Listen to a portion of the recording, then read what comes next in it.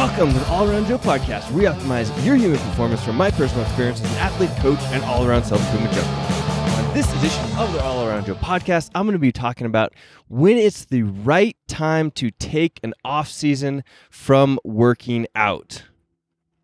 If you can hear the fan or heater in the background, I am sorry about that. I am in Park City, Utah currently, and let's see, the weather right now is a balmy 18 degrees.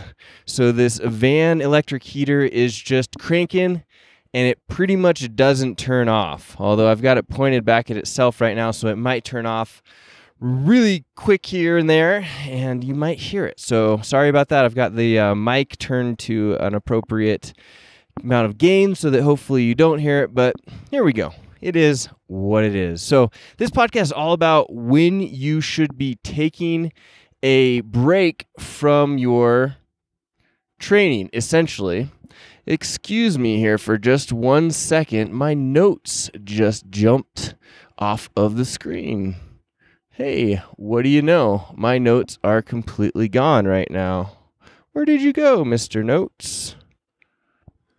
All right, back at you here. Holy smokes. Apparently, when I was trying to show you the weather, I accidentally deleted my whole notes for this particular podcast. It was somehow in the swiping gesture, deleted the whole thing, and it was in my notes deleted section, so I had to pull it out, and now we should be back and ready to rock. But this podcast is all about when it's right to take an off season from working out.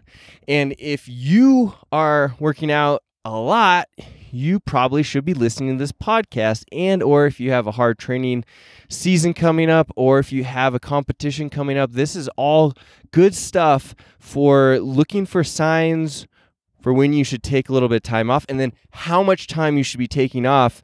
And we'll talk about that as well, because I think that it's kind of this mystery, especially for CrossFitters and people that are really hard-charging athletes, and maybe even the kids that are coming up these days when you play sports constantly. I know I went from baseball to basketball to soccer constantly without really having an off season. Unfortunately, I feel like the different seasons were different enough that you got some sort of recovery from the last season. But then once it got into high school for me, then it was pretty much baseball all the time, and you didn't really get an off season so much, unless you had these little built-in breaks, like you had like Christmas break, or you had like a spring break, or certain little things where you get to go home if you're in college or whatever, or training a lot, and you would usually take some time off at that particular time, and that would give you recovery. But I feel like now that we're adults, we get excited about doing these events, CrossFit events, Tough Mudders, marathons, all this stuff. And if you're really into it, then you probably don't take enough time off. But what we're going to talk about first is why you should be taking a time off, because an off season is going to keep the gains coming for you. It's also going to help you to avoid injuries. So what is an off season? An off season could just be down regulating the amount or volume of training or intensity of training that you're doing, or actually taking a full week or 2 weeks off, or even a month, depending on how hard you are charging. Like if you're a CrossFit Games athlete listening to this, you should probably try and take one whole month off, not completely like doing nothing, like sitting on the couch and vegging out for a month, but like a month off from hard training. And you're just, going through the motions, having fun, doing things that you wouldn't usually do, because you want to avoid injuries. You want to continue to gain, and our bodies can't just continue to pile it on. They really can't. And I've gone through this myself. The reason that I'm doing this podcast is because I try to walk the walk and talk the talk, and I'm the person that has put myself into overtraining. I've trained way too hard, several times, and I don't give myself the time off that I usually need. And going and moving into a van, which I'm in right now, has given me this new perspective on when you can kind of lighten the load and what that can do for your body. It's really interesting how that works. And since I track so much stuff, I get to see how well I'm doing with these recovery and breaks. So let's go through some signs of what you should be looking for in order to know if you should be taking an off season or a break from training. The first one is that you aren't recovering. Okay, and this could be just like generally feeling worn down. I know that when I was training a lot, I'd go through these times where I'd have like weeks, especially when I was getting my overtraining and adrenal fatigue stuff. I would go, weeks or months where I would hardly ever have a day that I felt good. It was just you're in this grind, and it felt better to work out than not work out, but the workouts, you never really felt awesome. Another thing is consistently bad HRV scores or consistently low recovery scores if you're using a Whoop strap, which I do recommend that you use. And you can use the code AllAroundJoe to get yourself, I believe it's 15% off or a free month, something like that, with the code AllAroundJoe. And if you would like to, if you're using a Whoop strap and would like to get into the Get Better Project Whoop team, let me know. And I will put you in there. You can compare your scores with myself and Emily and some of the other Get Better Project athletes there. Blood testing indicators like high creatine kinase is another indicator that you might be training a little bit too hard if you can't get your mind and body wrapped around when you should be taking a break. I know that my creatine kinase is usually elevated, but when I'm taking down or have less training volume, it goes down a little bit. I think for me, it's a genetic thing. So like I know that my brother and I believe it was my mom had that as well, just high. And, we're not always training really hard all the time. So that should have had some variance. If it wasn't a genetic thing, I would have thought. The next thing is you can't get on top of your sleep. Now, this is a big one. And one thing, or I would say the best thing about having a Whoop or like an Oura Ring is that you get to track your sleep. Or it could be a Garmin. If you have one of the newer Garmins, you'll track sleep there too. They just don't do quite as good a job with their how they present it so that you know how you're doing day after day. And if anybody from Garmin would like to hire me to consult with you on how to make this better, I would love to do that. So just let me know. But you want to stay on top of your sleep. What that means is either you're having trouble falling asleep. That could be a problem. And if that's the case, you should listen to my podcast on sleep. I'll put it in the show notes so that you can go and see like how to prepare your sleep habits so that you can fall asleep faster and stay asleep better. The other one is you can't stay asleep, obviously, or you're just you're restless sleeper. So none of these things are normal, and you should, for the most part, consistently be a good sleeper. Having a bad night's sleep every now and again, once, maybe twice a week, that's part of life. Sometimes we have these bad rhythms, or maybe you drink alcohol later than you should have at night because alcohol absolutely disrupts your sleep. Science has proven it. There's no argument there. Alcohol disrupts your sleep, especially if you have it within something like, it's like 3 or 4 hours of going to bed. So when most people decide to have that alcohol, it is helping you not get good sleep.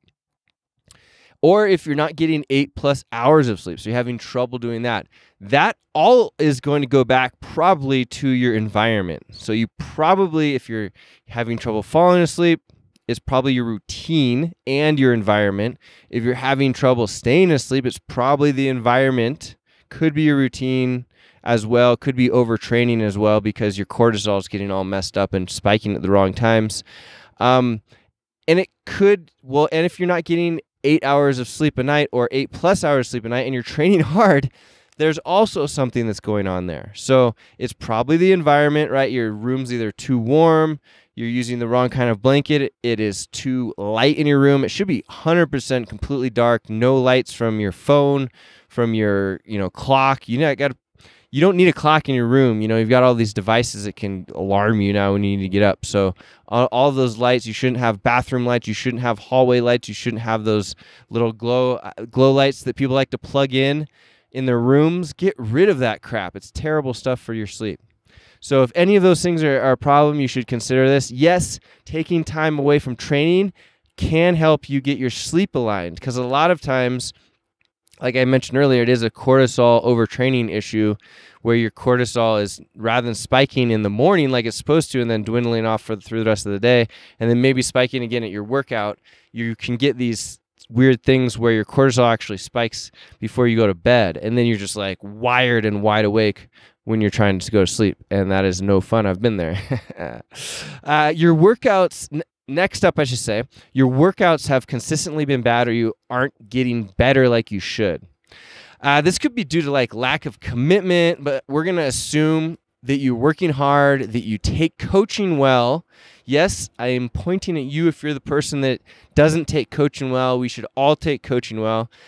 We've had several people back in our old gym that could have been fantastic athletes, but they thought they were better than they were, and they just couldn't take coaching. They weren't humble enough to take coaching. I mean, it's like, holy smokes. I used to get pissed because I was the head coach and nobody would give me critiques. They're like, oh, Joe should know what he's doing, or they assume that like I can see or feel that I'm doing something wrong. You can't. Even if you're a coach, high level, whatnot, we all want and need coaching. So if you see something, say something, always. And you need to be that person that takes the coaching and applies it and really like drinks it in. If you're not that person, then you should be jumping on that right now. And you need to follow a good program, a good competitive program that has the right type of cycles, that is going to have the right type of variations and not going to force you into overtraining because it's using the same patterns too often. You need to be aware of that. Your PRs are a thing of the past. You haven't had any PRs in a long time. That would be a sign. You don't have an explosive or energized feeling when you're in the middle of the workouts. You're just feeling like down and out, or you can't really amp up your sympathetic nervous system, right? You can't really, your fight or flight, it doesn't really kick in there when you're in a point that it needs to be. If you're feeling this, you're feeling me. You know what I'm talking about, because you can't really miss that stuff. So if you don't know what I'm talking about, then you're probably okay in this particular category. So no noticeable changes in your body if that's your goal, right? Like let's say that you've been trying to lose some body fat, and for the last, and I'm not talking about like a week or two here, guys. And people want results so fast. It's not about getting results fast. It's about consistent results over time. Because if you set those habits up so that you're doing the right things for the next 5 years, you're never going to have to worry about like being too fat or not seeing your abs or feeling insecure about your body. You just set up these really little things like going to the gym for, an hour, 5 days a week and working hard. You figure that out and you just do it and make it a habit, as much as a habit it is going to the job that you probably dislike. Holy smokes, come on. You in, a year, it will be a year probably, more or less than 5 years, but in 5 years, you're like 100% dialed in. Nobody can knock you off that rock. You're just totally ripped, or as ripped as you want to be. It's that simple. And you just create these small little habits. And it really doesn't the hour doesn't have to be a full hour of working out. People see that, oh my God, I got to work out for an hour. No, not really. You just takes an hour. You got to go to the gym. You get to the gym. You're at the gym for an hour, but you probably, if you've done it right, you've, maybe done some strength training or some sort of accessory work. And then you've done a hard metabolic conditioning workout that is using large multi-joint movements that are constantly varied. And you're just working hard. That's it. It probably only takes you like 20 or 30 minutes actually working time, and you're just at the gym for an hour. That's the habit that you're trying to create. So you haven't made any changes in your body composition, and that's your goal. So your diet seems to be locked in. Your training seems to be locked in. This is probably a point where you're at reaching an overtraining state or overreaching state, and your body is kind of freaking out and it's not doing the things that it should be doing. So it's a very big sign that you need some time off. It's like if you've been doing too many marathons, or you've been cutting for bodybuilding shows, or for, modeling shoots or something like that too many times in a row, your body can go into these phases where you haven't been eating enough fat or something. You're really cutting too hard. That could be something as well. And taking time off from it. And when I say taking time off, I want to really be clear that it doesn't mean that you're like going out and eating pizza every day, right? People get in their mind, they're like, oh, time off. It means like eating good stuff. You're still eating good stuff. Maybe you're eating more calories. You're more lax on it. You spend a week not counting your calories and everything like that. You eat high quality foods. Pizza is not a high quality food. Like the things that we have available to us right now in like fast food is not high quality, and it's not normal either. So when I say taking a break, it's just eating normal food that we wouldn't have had if we weren't in this like advanced society. So you go to the store, you buy stuff like vegetables and fruits and meats and nuts, and you cook them, or or those are the types of foods that you actually buy that someone else cooked. They're like whole foods, right? They're not processed crap. So there's a few places that we could talk about that'd be fine, like a Chipotle, a Panera salad, something like that. But for the most part, I want to make sure that we're on the same page, because people tend to jump to these conclusions. I'm going to take a week off. Yeah, let's go get pizza. Let's go drink some beers. No, not like that. You're trying to get your body to recover. So you want to have enough nutrition. You want to have enough water. You want to have some movement. I'm not saying, just cold turkey, stop it. Like people try and go cold turkey and work out really hard.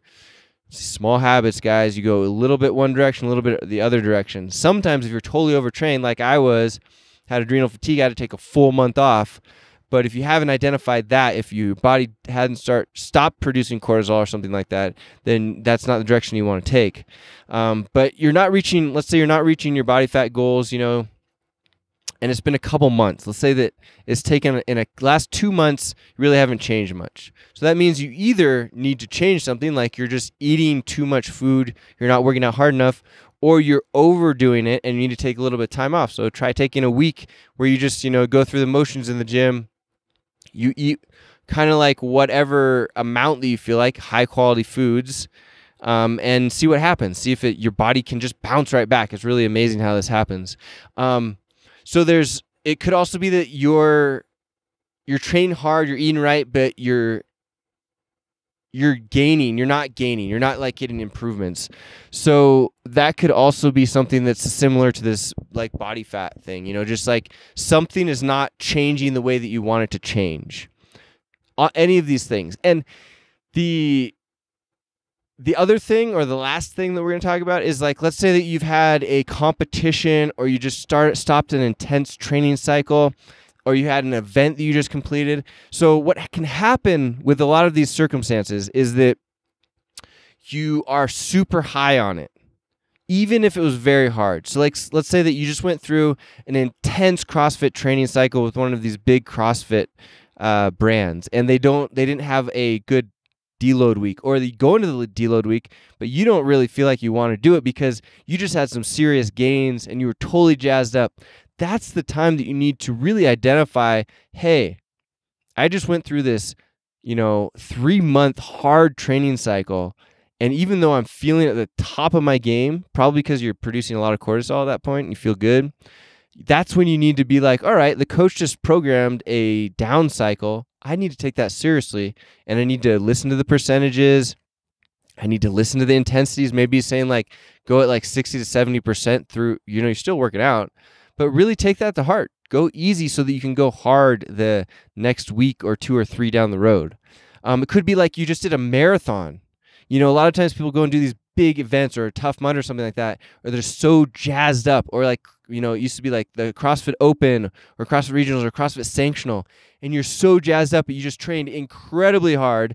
You're so pumped. The next Monday after the event, you go and you just hit it hard. You crush it for the next week because you're so pumped up and so jazzed and so motivated.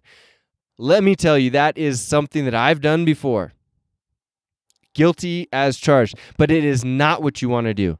You want to actually program in the rest that you need, and if you are completely out of it, meaning that like that you trained insane, or you had this event like it was a marathon and you've never done anything that long before, literally take a full week of super easy training or no training.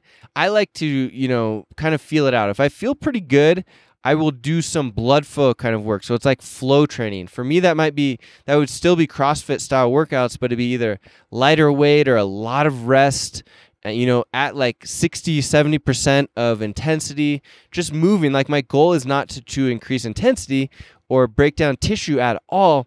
It is simply to move and get blood flow moving through my body so that I will recover faster. so that I am just keeping with pace and recovering faster. If you're totally wiped out after one of these races, then I would recommend like a walking and eating a lot of good quality food.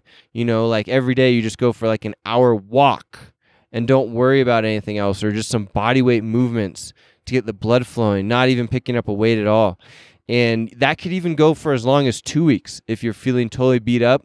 Really listen to your gut. That's something that I feel like we've lost the ability to do, is listen to our guts. I know that I had this problem where it was like, well, there's a workout program. My coach programmed the workout. That means I should probably do it. You know, and I should do it hard, because back in the day, there was no intensity prescriptions at all. It was just like, here's the workout, crush it. Get after it. Everybody's crushing it. And you don't know if you're comparing yourself to the person that had just had some time off and they're feeling totally good, or if you're comparing yourself to somebody that's like sloshed like you're feeling. So it's really important to listen to your gut and know and be okay with like, oh, today's a day that I can really crush, or this week's a week that I can really crush, or I should take it easy, or I should take it off. So listen to that. If you have any questions about this, let me know. Hit me up. I would love it if you put them in the comment section, because then we all get to learn about it. And the comments are allaroundjoe.com/235. That's where the show notes are for this. So if you put those down there, I would be happy to give you my expert opinion on what you're going through, because I know that when I was in the fire, I had a really hard time giving myself good advice when I was really training hard and in the fire. I'm hoping that you can learn from the mistakes that I've made and make better decisions. That's my hope for this podcast.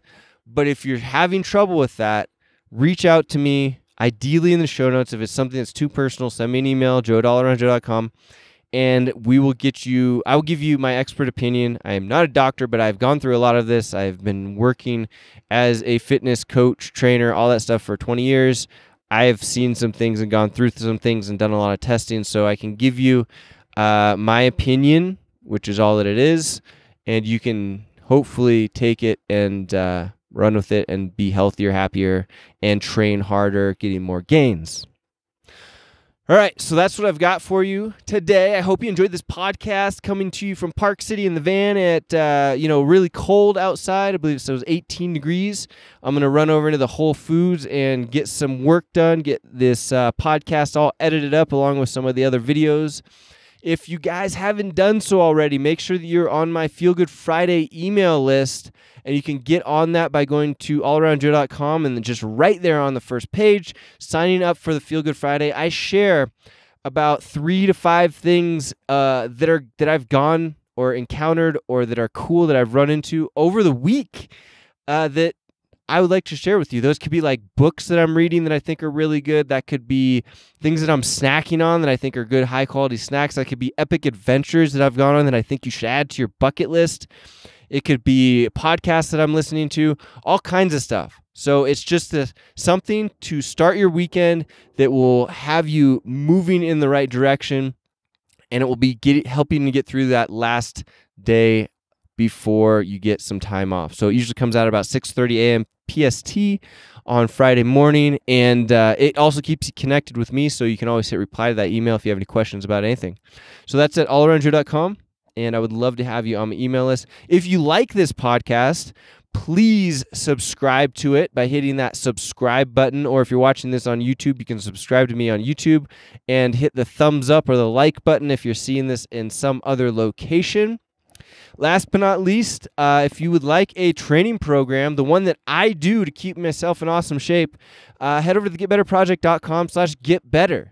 We've got a daily at-home workout program that requires minimal equipment or no equipment if you would like to go with that route, and is exactly what we're doing to keep ourselves in amazing shape every single day. So all you need to do to get started with that is go to thegetbetterproject.com/getbetter.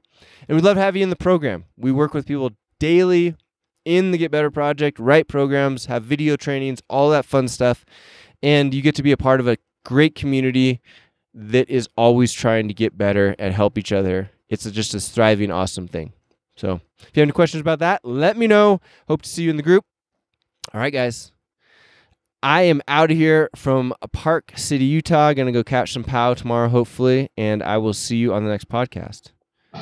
The All Around Joe podcast, where we optimize your human performance from my personal experience as an athlete, coach, and all-around self-improvement junkie. Like I said, I'll see you on the next podcast.